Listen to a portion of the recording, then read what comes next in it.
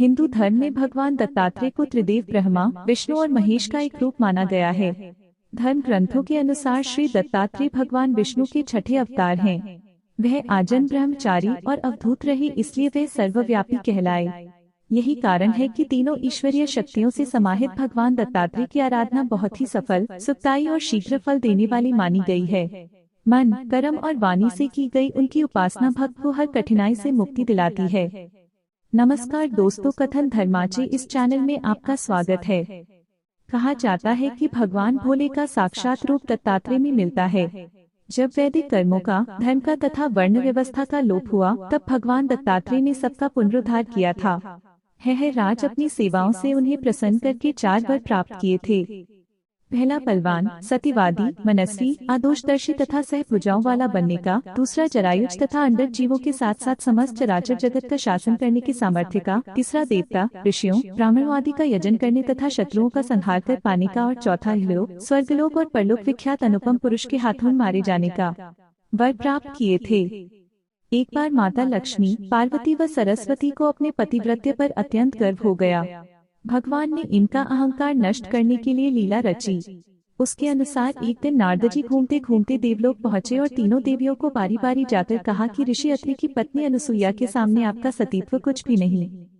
तीनों देवियों ने यह बात अपने स्वामियों को बताई और उनसे कहा कि वे अनुसुईया के पतिव्रत्य की परीक्षा लें। तब भगवान शंकर, विष्णु व ब्रह्मा साधु वेश बनाकर अत्रि मुनि के आश्रम आए। महर्षि अत्रि उस समय आश्रम में नहीं थे। तीनों ने देवी अनुसुईया से भिक्षा मांगी और यह भी कहा कि आपको निर्वस्त्र होकर हमें भिक्षा देनी होगी।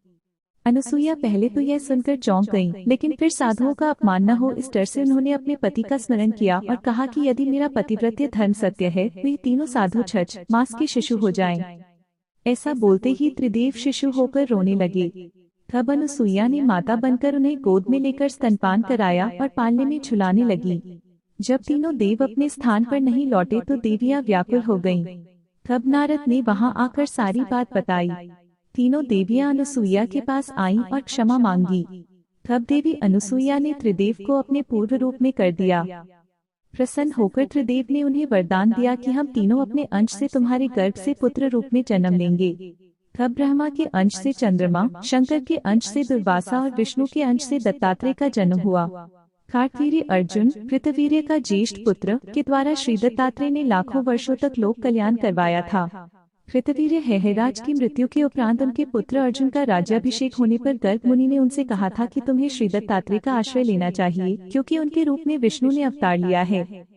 ऐसी मान्यता है कि भगवान दत्तात्रेय गंगा स्नान के लिए आते हैं, इसलिए गंगा मैया के तट पर दत्त पादुका की पूजा की जाती है। भगवान दत्तात्रेय की पूजा महाराष्ट्र में धूमधाम से की जाती है। उनको गुरु के रूप में पूजा जाता है। गुजरात के नर्मदा में भगवान दत्तात्रेय का मंदिर है, जहां लगातार 7 हफ्ते तक गुड़, मूंगफली का प्रसाद अर्पित करने से बेरोजगार लोगों को रोजगार प्राप्त होता है।